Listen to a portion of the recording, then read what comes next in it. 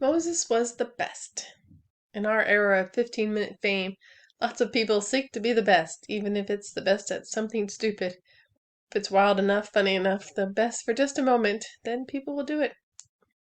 But if you're going to be the best, do it like Moses. Be the best at knowing you aren't the best. Moses is said to be more meek than any other human on earth. He was humble. He knew he wasn't all that, even as he was chosen leader, performing miracles, and had millions looking to him. How did he become so meek? He met God. That's all it takes to be humble. He saw who God was.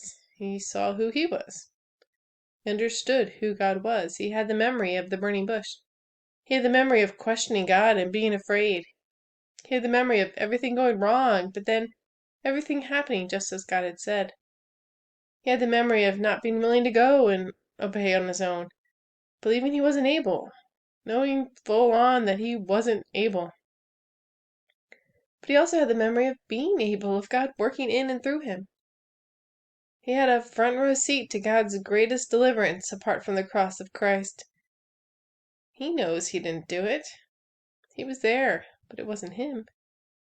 He knew. He knew God, and he knew himself in the light of who God was. We can't see God for who he is and think we're all that. Any sense of pride we have is a display of a lack of knowing who God is.